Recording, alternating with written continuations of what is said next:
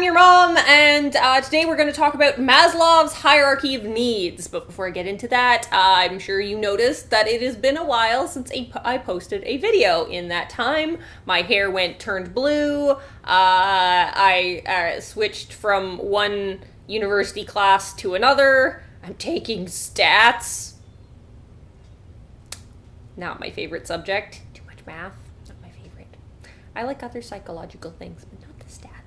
And yeah, life happened. So, since this isn't my full-time job, I would recommend you hit the subscribe button and the little bell beside it, because as much as I would like to make this a regular thing, it probably won't be, in all honesty. So yeah, so to get now to, I'm gonna edit that out.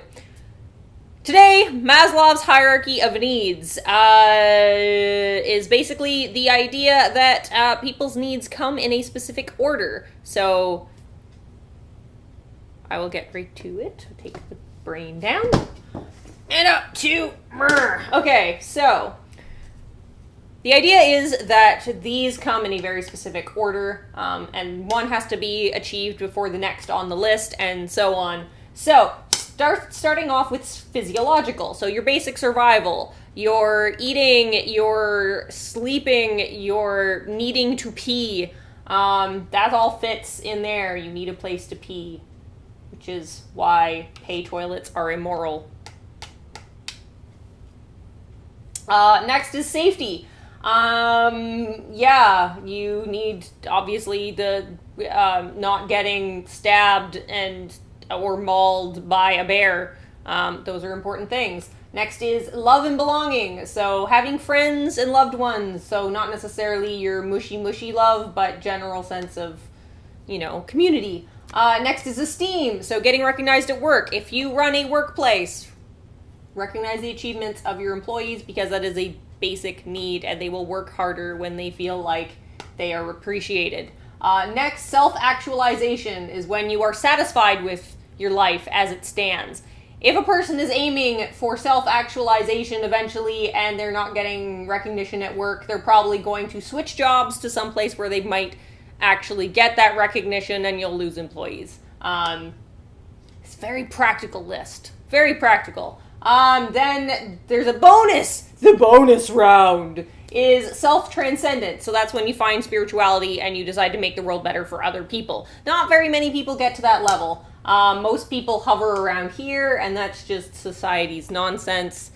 I'm sure you live in the world, you know what I'm talking about. Other examples. Don't expect me to fall in love with you if I have not been fed.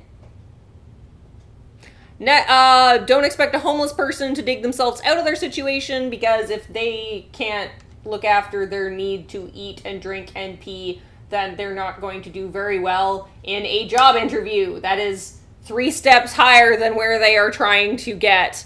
Offering spirituality as a solution to 1 and 2 is silly, because they can't, again, you're asking people to pour from an empty cup.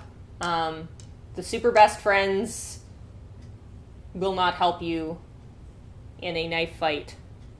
That only happens on South Park. And yeah, basically, that is the list. And it must go in this order. I nearly put it the other way around, and then I realized this makes more sense, right? I make sense! And yeah, so, and this has not been as cartoony and fun as my last video. So I'm gonna draw Maslow, because he has a big nose this time.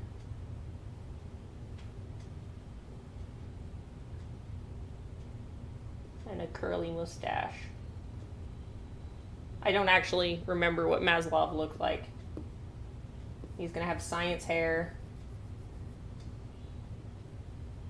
There we go. That's Maslow, and that's his hierarchy of needs.